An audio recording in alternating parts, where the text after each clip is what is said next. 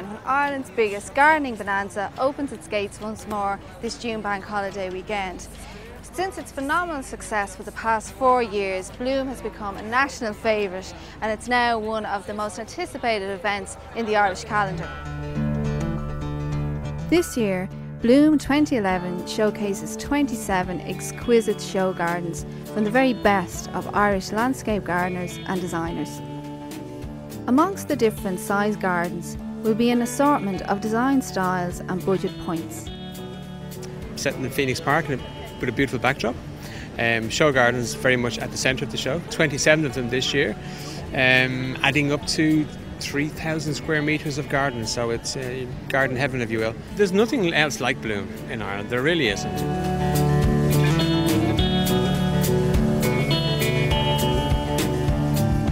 The planting in the show particularly, I think there's a lot of green, sort of naturalistic planting, very lush, and maybe that just reflects a new sort of process in planting design, I think. There's some strong colour as well, people love colour.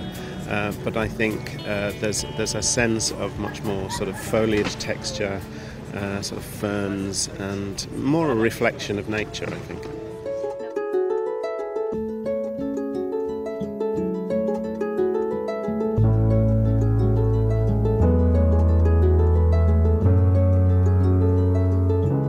I'm standing in the Best in Show Garden winner here by Oliver and Leah Sherman. They've come back to Bloom this year with an outstanding water edge design.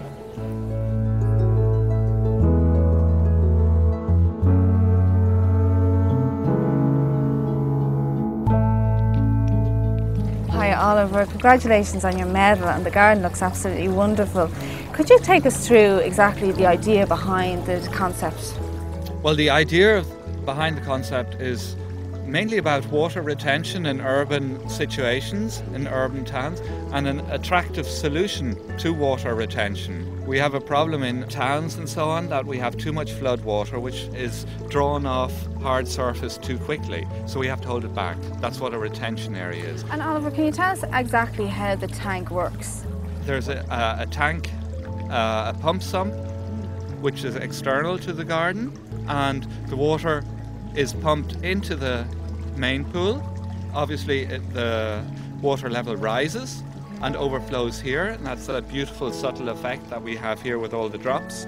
It disappears into the centre of the patio and then goes back into the pump sump. In the pump sump there's a pump with a float switch, and which clicks in and pumps it back. Technically very simple. And you yourself have grown most of the plants in this garden in your own nursery? Most of the plants, but the trees were supplied by a large nursery in Ireland. And was it tricky now to get them in flower for this precise time?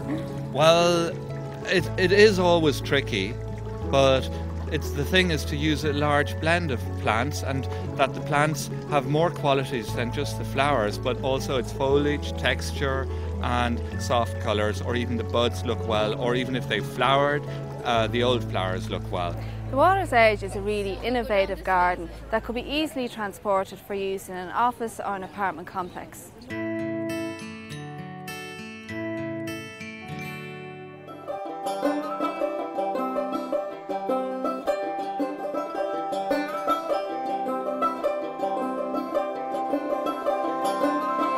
China has arrived in Bloom this year with the festival's first ever international show garden. The garden features all the typical elements of a zoo shoe garden, which is structures, planting and rocks.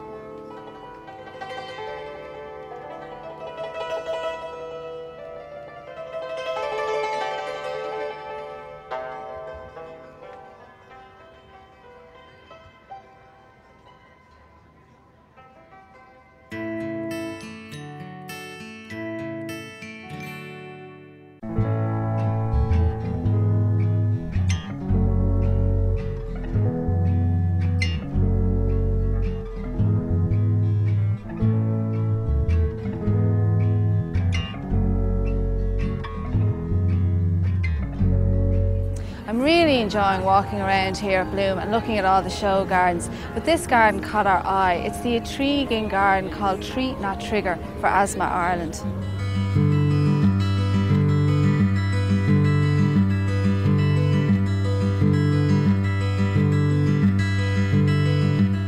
Fian, when I think of allergies and asthma, I never combine it with gardens. So how did you come up with the idea? Well, the whole idea is that this garden is called Treat Not Trigger. So in terms of for asthma, you want to treat your condition rather than triggering your condition. But in terms of a garden concept, the notion of treat, as in having a treat, in making the garden as florally abundant as you can, because just because you have a condition doesn't mean you have to curtail your lifestyle or the style of your garden. So the floral abundance says to everybody, look, I may have asthma, my 4-year-old child may have asthma, but I don't have to exclude beautiful colour and beautiful form in the garden. That's a really good idea. And actually, when I think, I suppose, of pollen counts, you would expect a garden maybe not to have so many flowering plants in it, but it's really full of colour. Some of the plants here, all of the plants here are under 2 on what's called the Opals rating, which is a scientifically rated system to see which plants have the most amount of pollen, fragrance, different allergic reactions that come to plants. So all of these are safe, they're all under 2 on that kind of scale. But also what we've done is we've included some additional plants. There's kind of tricks you can do within horticulture. If you have a bell-shaped plant like campanulus, the bee has to come in to get the pollen, and the pollen naturally adheres to the bee, and the bee takes it away, so it's not in your breathable atmosphere. If you put in a double, whether it's a double rose or a double peony, the male parts of that plant are replaced by extra petals. So that doesn't produce pollen either. So there's those little tricks that, That's really interesting. I never thought of that at all, so it's great to know. Could you tell us a bit about the seats that you've used in the garden find? Because they look really spectacular. Well, again, these were made by a bespoke craft person called David Mitchell. Because this is the year of craft, we wanted to include some bespoke furniture and bespoke items with the gates and the stained glass as well, so that people can have the full.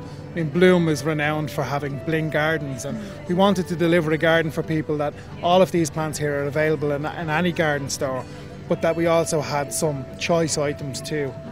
Include like with our paving, with the Belvedere paving, which is top range. It's the sort of stuff you would see at Chelsea. Sure. But in terms of the wall for the landscaping, on the hard landscaping, the idea there is those walls can easily be hosed down so they don't have spores or any moulds or anything that triggers an asthma. Very often people have their boundaries as hedges, and hedges trap dust. Okay. So everything really ties into the overall scheme. Everything ties in. Treat, not trigger. That's it. It's very clever.